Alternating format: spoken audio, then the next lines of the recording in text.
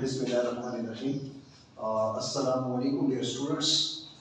Today our chapter is chapter 7, simple harmonic motion. Lecture number first, oscillatory या vibratory motion. What is oscillatory motion या vibratory motion? हमारा जो main topic है वो है simple harmonic motion. लेकिन simple harmonic motion को start करने से पहले थोड़ा सा कंसेप्ट आपको पता होना चाहिए कि वाइब्रेटरी मोशन क्या है, ओसिलेटरी मोशन क्या है, टाइम पीरियड क्या है, फ्रीक्वेंसी क्या है, लीनियर फ्रीक्वेंसी क्या है, एंगुलर फ्रीक्वेंसी क्या है.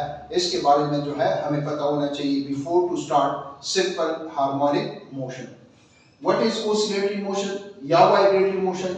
मैंने डिफाइन किया हुआ है द बैक एंड फोर्थ या ब्रैकेट में लिखा हुआ है to and fro motion of a body about its mean position.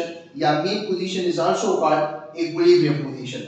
Under the action of restoring force is known as oscillatory motion. Yeah, oscillatory motion is also called vibratory motion. वो back and forth motion. सही है? Back and forth means आगे पीछे. To and fro means दाएं बाएं. कोई भी body अगर back and forth motion करती है या दाएं बाएं motion करती है about its mean position या mean position is also called equilibrium position. Is known as oscillatory motion या vibratory motion. Why body oscillate? The cause of oscillation is restoring force. Oscillation का जो cause है वो है restoring force. और the cause of restoring force is elasticity. The body must has elasticity. जो भी body vibrate करती है, the body must has elasticity. क्यों?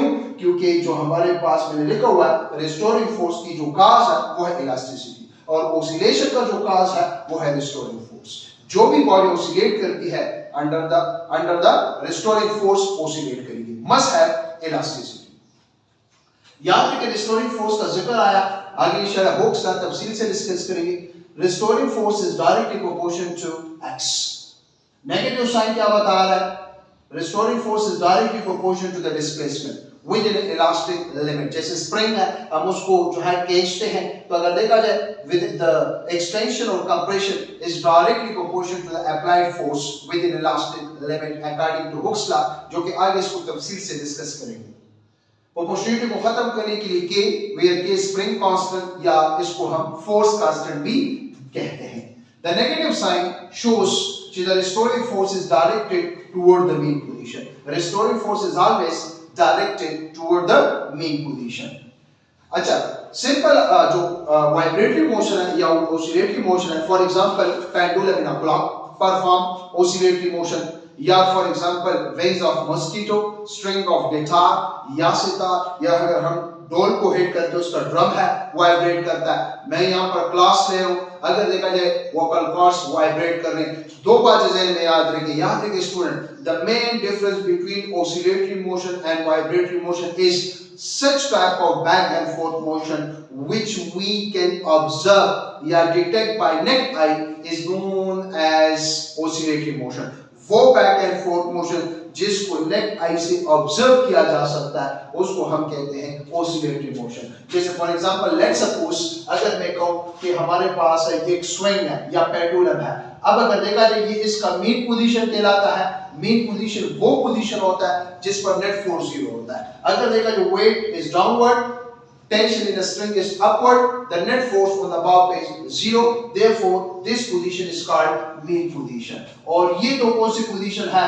ये extreme position है. This is extreme position, this is also extreme position. तो जो भी बॉडी oscillate करती है या वाइब्रेट करती है तो ये जो है दो एक्सट्रीम पोजीशन के दरमियान इसका मोशन होता है. तो वो बैक एंड फोर्थ मोशन जिसको नेक्ड आई से ऑब्जर्व किया जा सकता है उसको कहते हैं oscillatory motion. For example pendulum in a clock, for example motion of swing वगैरह. और वो बैक एंड फोर्थ मोशन जिसको नेक्ड आई से ऑब्जर्व नहीं किया जा सकता, डिटेक्ट नहीं किया जा सकता, उसको हम नाम देते हैं vibratory motion. For example wings of mosquito, उसके मोशन को डिटेक्ट नहीं किया जा सकता. Motion of string of sitar या गिटार, या अगर हम डोल को हिट करें तो उसके ड्रम के मोशन को हम ऑब्जर्व नहीं कर सकते. So that is the example of vibratory motion. एक बार और भी ज़हन में याद रखें, when a body vibrate sound is produced। Daily life में हम जितनी भी आवाजें सुन रहे हैं, चाहे वो आपका घर हो, घर में आप सुन रहे हैं, कॉलेज में सुन रहे हैं, रोड पे सुन रहे हैं, बाजार में सुन रहे हैं, this is only because of vibration। When body vibrate, sound is produced। Now some terminologies related to vibration. First terminology is vibration। What is vibration? So vibration is defined as the one complete round trip of a body about its mean position is known as one vibration। One complete round trip, one complete round trip of a vibrating body about its mean position, about its mean position is also called equilibrium position। Equilibrium position is known as one vibration। सही है, it's called vibration। इसको या तो vibration कहते हैं, one vibration कहते हैं, या इसको वन साइकिल कहते हैं, या इसको वन ओसिलेशन कहते हैं। सही ना, one complete round trip of a vibrating body about it's mean position is called one vibration, या इज कॉल्ड वन साइकिल, या is called one oscillation. How, for example students, ये मैंने जो है एक पेंडुलम लिया हुआ है, से लेट्स सपोज ये इसका मीन पोजीशन है, ये इसका एक्सट्रीम पोजीशन है, ये भी इसका एक्सट्रीम पोजीशन है। एक मीन पोजीशन होता है और दो एक्सट्रीम पोजीशन, एक लेफ्ट एक्सट्रीम पोजीशन है और दूसरा राइट एक्सट्रीम पोजीशन है। अगर मैं पेंडुलम को यहां से छोड़ दूं और स्टॉपवॉच को ऑन किया, चलो पहले जो है वाइब्रेशन डिस्कस करते हैं। जैसे यहां से रिलीज करूं, ये जाएगा और जैसे वापस आएगा, इसको हम कहते हैं वन वाइब्रेशन। यहां से जाएगा, लेट्स सपोज यहां से यहां तक, फिर यहां तक, फिर वापस आएगा, तो जैसे ये वापस यहां पर पहुंच जाए, इसको हम कहते हैं वन वाइब्रेशन। लेट्स सपोज ये बॉडी है और लेट्स सपोज अगर देखा जाए इसका मीन पोजीशन है, ये इसका एक्सट्रीम पोजीशन है, ये इसका एक्सट्रीम पोजीशन है। अगर कोई भी बॉडी मीन पोजीशन से लेट्स सपोज अगर उसका हम स्टार्ट लेने, तो देखिए मीन पोजीशन से लेट्स सपोज यहां पर, फिर यहां पर मीन पोजीशन, फिर एक्सट्रीम, फिर यहां पर मीन पोजीशन, तो ये एक वाइब्रेशन कहलाता है, या this is also called one oscillation, या this is also called one cycle. इसको वन साइकिल का नाम भी दिया जाता है। How much time is taken to complete one vibration, so yeah, one cycle, yeah, one oscillation is called time period।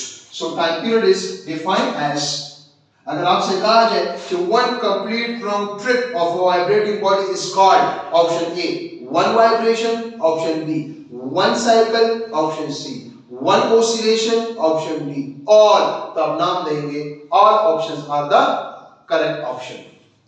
For example, आपसे कहा जाए to one complete round trip of a vibrating body is called dash। one complete round trip, one complete round trip of oscillatory या vibratory motion is, A option में आपको दे रहा हूं one cycle, से one cycle, इसको cycle का नाम दिया जाता है। बी ऑप्शन में दे रहा हूं वाइब्रेशन, सी ऑप्शन में दे रहा हूं ओसिलेशन, और डी ऑप्शन में दे रहा हूं ऑल। तो आप कहेंगे इसके साथ all options are the correct option. One complete round trip of oscillatory or vibrating motion about its mean position या equilibrium position is called either cycle या either one vibration या either one oscillation। Which option is the correct option? All options are the correct option। इसके बाद how much time is taken to complete one vibration which is called time period, इसको हम discuss करने वाले हैं तफसील से। स्टूडेंट्स डिस्कस करते हैं टाइम पीरियड को। The time taken by a vibrating body या oscillating body to complete one vibration is called time period। So time period is defined as MCQ के लिहाज से भी important है, so the time taken, it is defined as so the time taken by a the time taken by a vibrating body, the time taken by vibrating body about its mean position, the time taken by vibrating body, या चलो simple, the time taken by vibrating body to complete one round trip, to complete one cycle, एक cycle complete करने में कितना time लेता है कोई vibrating body से या ओसिलेटिंग बॉडी, उसको हम नाम देते हैं टाइम पीरियड का. It is denoted by capital T, it is denoted, इसको डिनोट किया जाता है, it is denoted by capital T. और याद रखिए student, the SI unit is time का जो एसआई यूनिट है वो हमारे पास है second. The SI unit is second, the SI unit is second. Mathematically students हम इसको लिख सकते हैं कि mathematically time period is defined as the time taken by one vibration. Time period is defined as the time taken divided by one vibration is known as time period. Sir, ये small n क्या है? Small n आपको vibration बताता है. Vibration. Small n means vibration. और ये t क्या है? ये हमारे पास total time है. Total time. T is small t is total time. और ये जो कैपिटल की है इसको नाम देते हैं टाइम पीरियड. अब इस पर मुख्तलिफ किस्म के एमसीक्यू आ सकते हैं, आपको पता होना चाहिए. The time taken by one vibration is called time period. For example students, अगर हमसे एमसीक्यू पूछे कि for example a body vibrates, कोई भी बॉडी है जो कि वाइब्रेट कर रही है. अ बॉडी वाइब्रेट्स,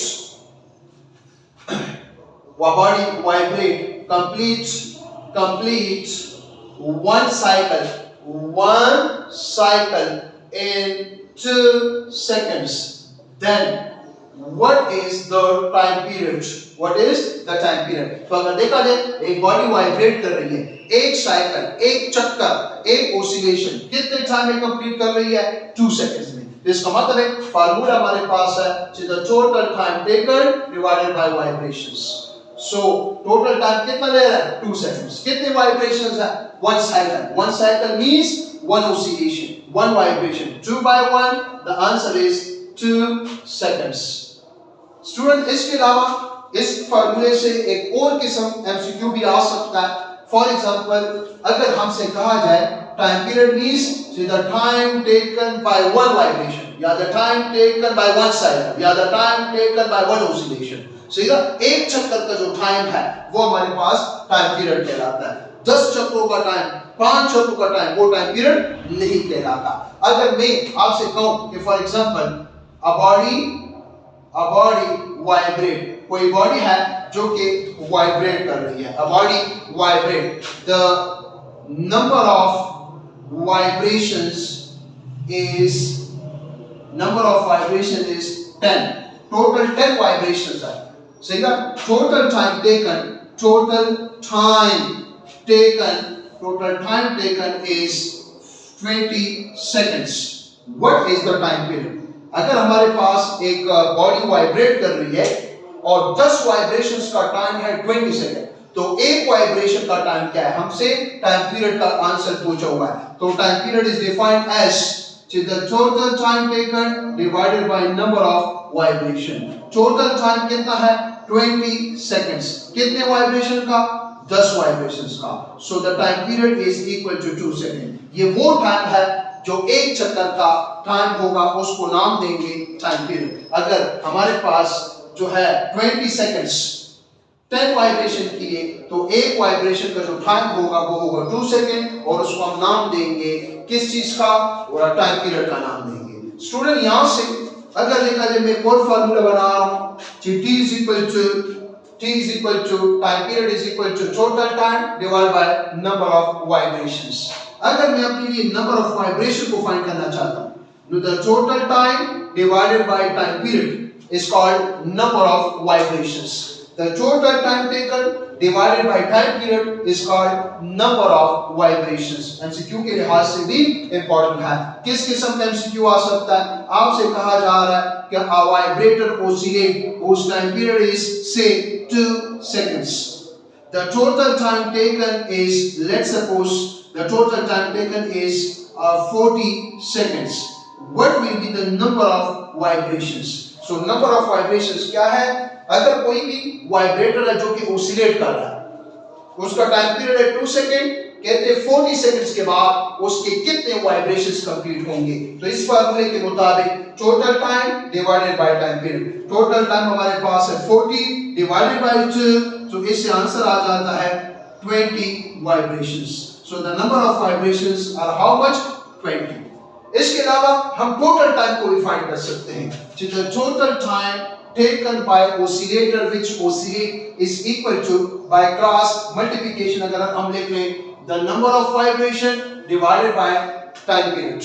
किस किस्म का MCQ आ सकता है?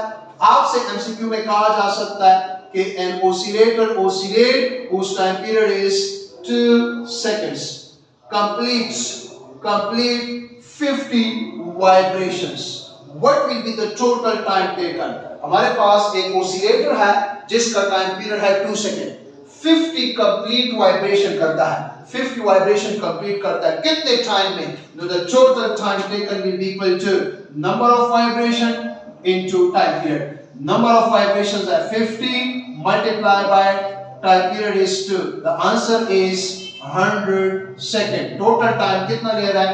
100 सेकंड. तो स्टूडेंट दोबारा सुने, हमारे पास ये फार्मूला है, 4 किस्म के MCQ इससे रिलेटेड आ सकते हैं. Time period is defined as the time taken divided by number of vibration. अब देखें इससे 3 चीजें फाइंड कर सकते हैं. एक हम अपने लिए फाइंड कर सकते हैं total time is equal to number of vibration multiply by time period. Number of vibrations is equal to by cross multiplication total time divided by time period. मुख्तलिफ किस्म के MCQ इससे रिलेटेड पेपर में आ सकते हैं. इसके अलावा सेकंड हमारे पास जो है वो है फ्रीक्वेंसी.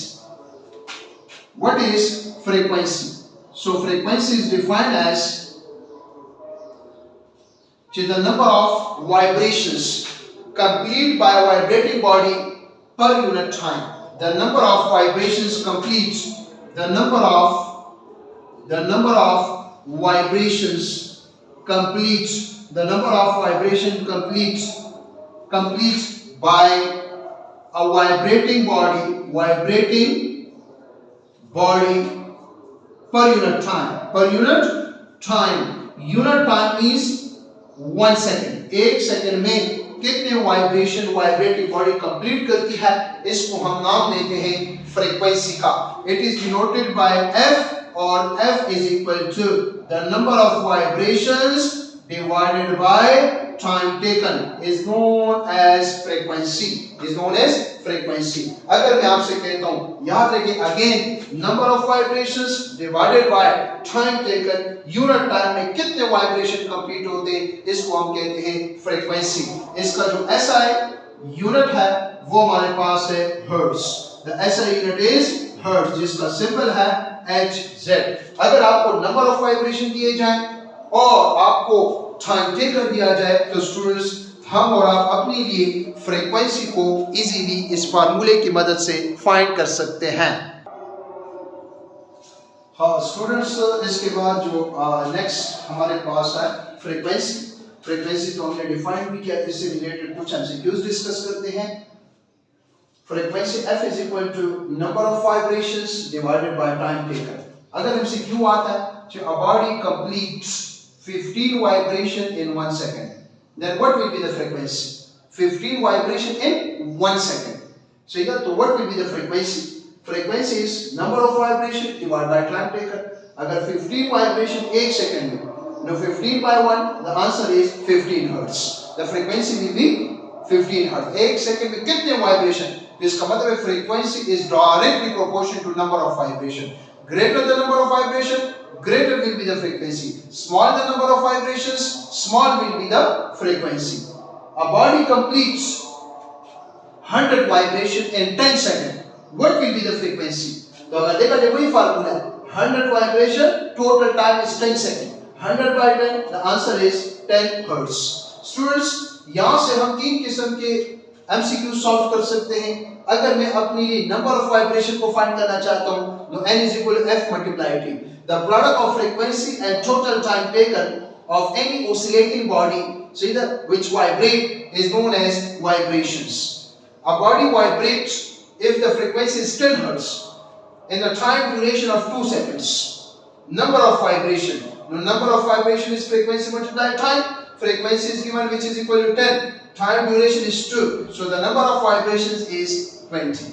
इसके अलावा स्टूडेंट by cross multiplication मैं लिख सकता हूँ the total time taken by oscillating body if the number of vibrations is given and frequency is given. So हम अपनी ये total time taken को भी find कर सकते हैं. बॉडी है जो कि वाइब्रेट करती है, अगर उसकी वाइब्रेशंस और फ्रीक्वेंसीज हमें गिवन हो तो हम उस कितने टाइम से वो बॉडी वाइब्रेट कर रही है तो हम वो टाइम ड्यूरेशन को अपनी ये फाइंड कर सकते हैं. A body vibrates with a frequency of 50 hertz. The number of vibration is 10. कहते हैं कि the total time taken is, एक बॉडी है जो कि जिसकी वाइब्रेट कर रही है, अब कितने टाइम से वाइब्रेट कर रही है, अगर वो 50 वाइब्रेशंस कंप्लीट करती है जिसकी फ्रीक्वेंसी है 10 hertz. A body vibrate with a frequency 50 hertz and the number of vibrations are 10. Then the total time taken is number of vibration divided by frequency. Number of vibrations are 10 divided by 50, solve 1 by 5, 0.2 seconds. Relationship between time period and frequency.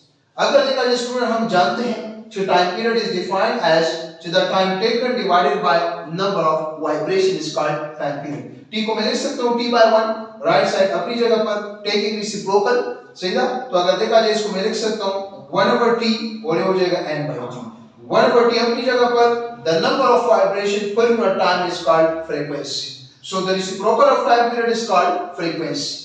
या इसको इस तरह भी लिख सकता हूँ by cross multiplication, the reciprocal of frequency is called time period. It means frequency and time period both are reciprocal to one another. If time period is given, we can find frequency. If frequency is given, we can find time periods. Frequency का ऐसा unit है hertz. इसके अलावा पर second में भी इसको मुहैया किया जा सकता है क्योंकि टाइम का यूनिट है सेकंड, तो हो जाएगा पर सेकंड. अगर एमसीक्यू में आता है तो which one of the following is the unit of frequency, hertz या पर सेकंड या both या none, तो आप कहेंगे both. लेकिन अगर यही एमसीक्यू इस तरह आता है तो which one of the following is the SI unit of frequency, तो फिर hertz. non SI unit of frequency तो फिर पर सेकंड. टाइम पीरियड है जिसका यूनिट है सेकंड, या मैं लिख सकता हूं पर हर्ट्ज क्योंकि हर्ट्ज ऊपर चला जाएगा. अगर यही एमसीक्यू में रिवाइज करूं, the SI unit is the time period is second, non SI unit is per hertz और दोनों टाइम पीरियड के यूनिट्स हैं. अगर ये इधर आ जाए तो फिर मैं कह सकता हूं the product of time period and frequency या the product of frequency and time period is always equal to 1. ये हमेशा 1 के बराबर होगा. अगर आपको टाइम पीरियड दिया जाए और आपसे कहा जाए to find frequency, the frequency is the reciprocal of time period, 1 divided by time period is 10, the answer is 0.1 hertz या 0.1 पर सेकंड लिख सकते हैं. नेक्स्ट एमसीक्यू, अगर आपको फ्रीक्वेंसी दी जाए और आपसे कहा जाए टाइम पीरियड, तो time period is the reciprocal of frequency, 1 divided by 5, 0.2 second या 0.2 पर हर्ट्ज. डिस्प्लेसमेंट क्या है? x से डिनोट करते हैं या a से डिनोट करते हैं और इसका यूनिट है मीटर. सो डिफाइन किया हुआ है the distance covered by vibrating body from mean position. Mean position से किसी भी इंस्टेंट तक जो फासला होता है उसको हम नाम देते हैं डिस्प्लेसमेंट. इसको या तो x से डिनोट करते हैं या a से डिनोट करते हैं और इसको इंस्टेंटेनियस डिस्प्लेसमेंट कहते हैं फ्रॉम मीन पोजीशन. ऐसा यूनिट इज मीटर. अगर कोई फॉर एग्जांपल ये पेंडुलम में वाइब्रेट कर रहा है यहां से यहां तक, यहां से यहां तक, यहां से यहां तक, एक स्ट्रिप तक ना, सही ना, एनी इंस्टेंट, ये क्या कहलाता है? x कहलाता है, या इसको हम a का नाम भी दे सकते हैं. This is known as displacement. This is the distance of the vibrating body from mean position to any instant is known as displacement. हाँ स्टूडेंट्स, एम्पलीट्यूड क्या है? डिस्प्लेसमेंट तो हमने पढ़ लिया. एम्पलीट्यूड को या तो x नॉट से डिनोट करते हैं या a नॉट से डिनोट करते हैं। The maximum displacement cover bye vibrating body from mean position, ये इक्विलिब्रियम पोजीशन, मीन पोजीशन से एक्सट्रीम पोजीशन तक जो फासला होता है या मीन से मैक्सिमम डिस्प्लेसमेंट वही एक्सट्रीम पोजीशन कहलाता है। इसको एम्पलीट्यूड का नाम दिया जाता है। इसको या तो x नॉट से डिनोट करते हैं या a नॉट से, स्मॉल भी हो सकता है कैपिटल भी हो सकता है। इसका जो ऐसा यूनिट है वो है मीटर। अब अगर इससे रिलेटेड हम कुछ एमसीक्यूज डिस्कस कर लें डिस्टेंस और डिस्प्लेसमेंट से रिलेटेड, व्हेन ऑसिलेटर या vibrator start from extreme position complete one vibration, अगर कोई ऑसिलेटर एक वाइब्रेशन कंप्लीट करता है, ये एक वाइब्रेशन कहलाता है। लेट्स सपोज एक्सट्रीम पोजीशन से यहां तक, फिर यहां तक, फिर यहां तक, फिर यहां तक, ये एक वाइब्रेशन है। तो एक वाइब्रेशन में बॉडी कितना डिस्टेंस कवर करता है? 4 टाइम ऑफ a नॉट, क्योंकि अगर मैं इसको a नॉट का नाम दे दूं या x नॉट का, तो a not a not a not a not, तो इसका मतलब है एक वाइब्रेशन में कितना डिस्प्लेसमेंट कवर करता है। अगर मैं यहाँ पर फिगर बनाऊं से ये मीन पोजीशन है, ये एक्सट्रीम पोजीशन है, तो अगर देखा जाए एक्सट्रीम पोजीशन से स्टार्ट है यहाँ से यहाँ तक, ये जो है हमारे पास a नॉट कहलाता है। फिर यहाँ से यहाँ तक ये a नॉट कहलाता है, फिर यहाँ से यहाँ तक फिर a नॉट, फिर यहाँ से यहाँ तक फिर a नॉट। तो अगर देखा जाए the distance is equal to 4 a naught और डिस्प्लेसमेंट क्या है? 0, क्योंकि क्लोज पाथ में डिस्प्लेसमेंट क्या होता है? 0। अगेन अगर एक और एमसीक्यू से रिलेटेड डिस्कस किया जाए, जे ऑसिलेटर है या वाइब्रेटर है, स्टार्ट फ्रॉम extreme position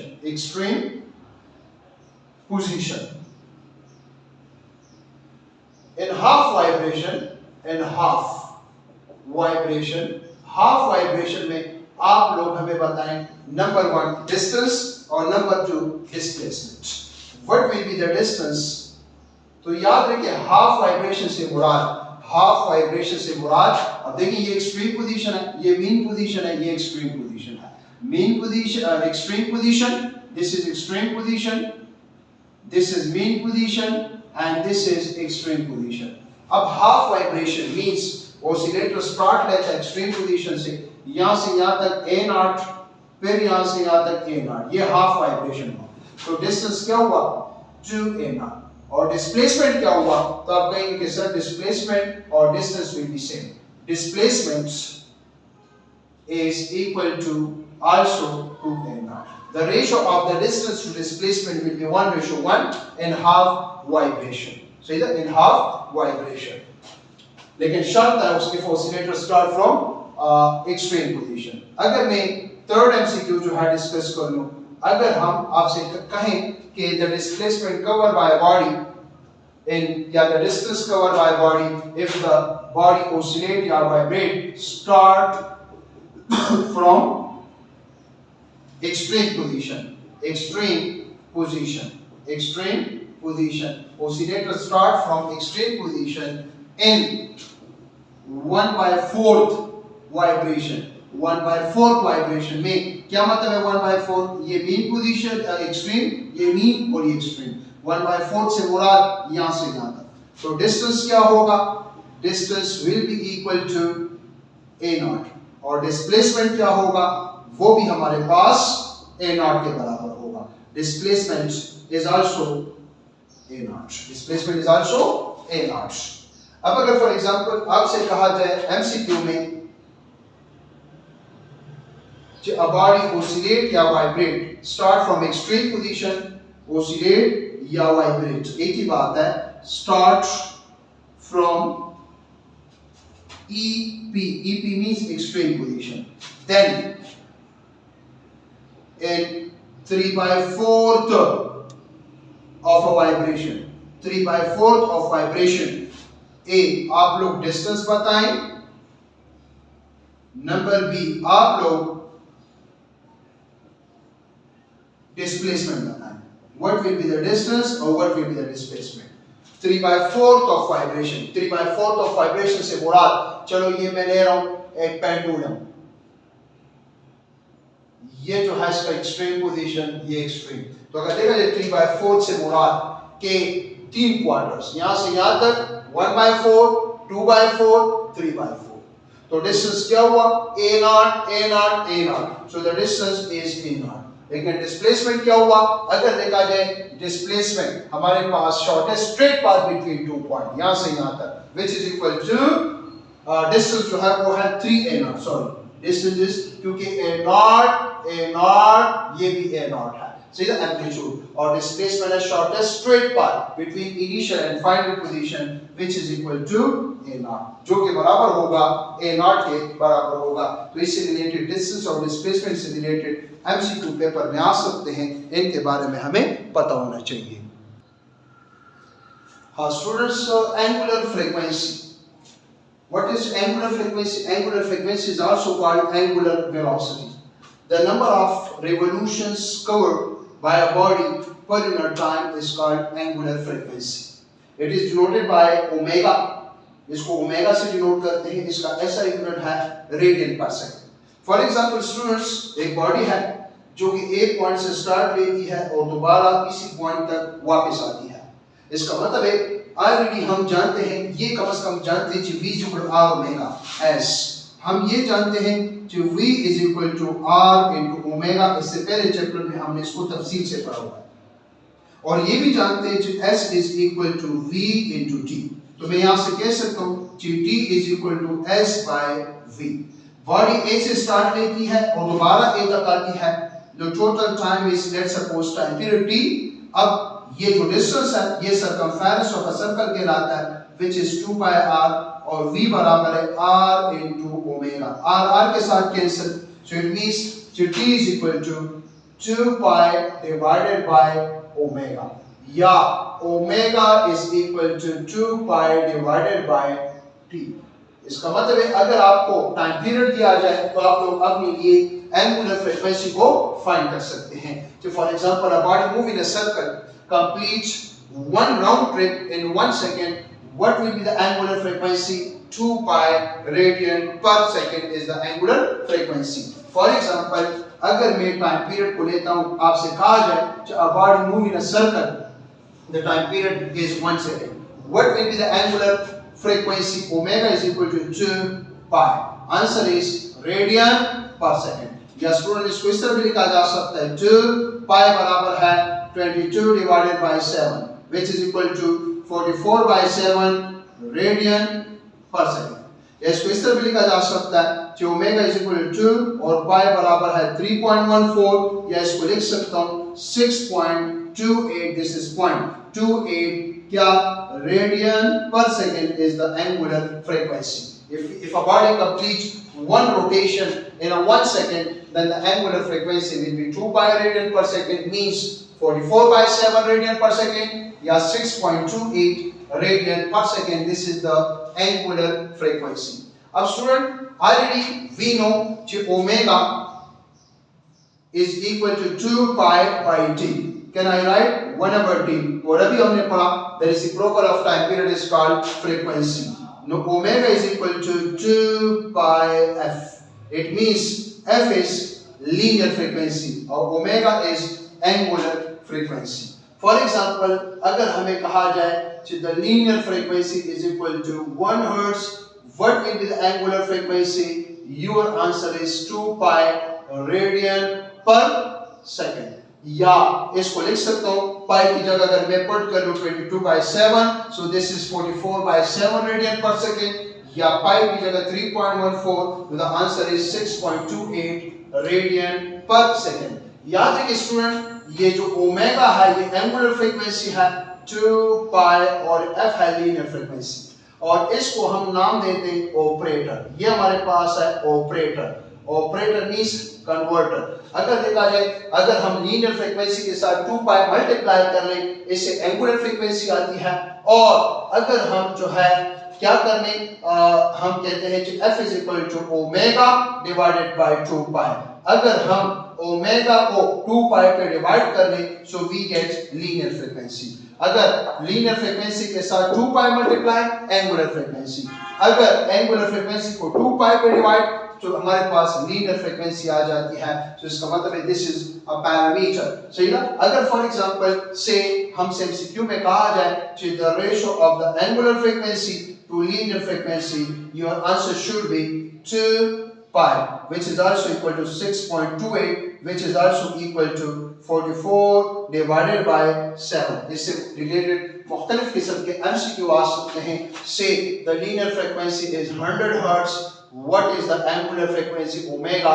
तो अगर हम इधर जो है पुट कर लें, आप कहेंगे omega is equal to 2 pi multiplied by f, which is 100. So the answer is 200 pi. क्या? Radian per second. या omega is equal to 628 radian per second. This is omega. What is omega? Where omega is the angular frequency. Omega हमारे पास angular frequency है. Student याद रखें, यहाँ से हम time period और frequency भी find कर सकते हैं. Time period t is equal to, time period t हमारे पास बराबर है 2 pi divided by omega. अगर आपको एंगुलर फ्रीक्वेंसी दी जाए, आप टाइम पीरियड को फाइंड कर सकते हैं. Similarly f is equal to, अगर हम फ्रीक्वेंसी को फाइंड करना चाहते हैं, जो कि लिखा भी है, एंगुलर फ्रीक्वेंसी को 2 pi पे डिवाइड कर लें, so you will get linear frequency. सही ना? सो ये हमारे पास जो है कुछ इंपॉर्टेंट डिस्कशन था. इससे रिलेटेड जो है MCQ पेपर में आ सकते हैं, इनके बारे में हमें पता होना चाहिए.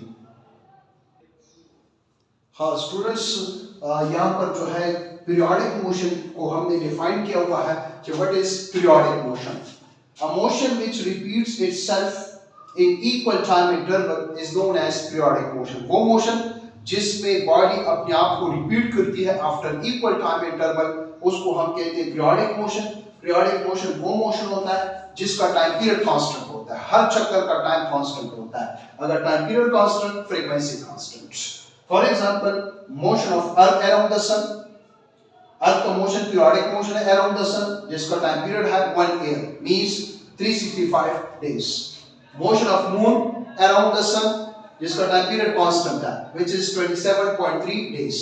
Moon जो है around the Earth, अगर देखा जाए how much time is taken to complete one round trip, 27.3 days. That is fixed. Motion of minute hand या hour hand या second hand in analog clock, यहाँ पर मिनट हैंड की बात हुई है, तो अगर देखा जाए जो मिनट हैंड है आफ्टर 60 मिनट ये अपने चक्कर को कंप्लीट करता है. अगर हावर हैंड की बात करें तो 12 आवर, अगर सेकंड हैंड की बात करें तो 60 सेकंड.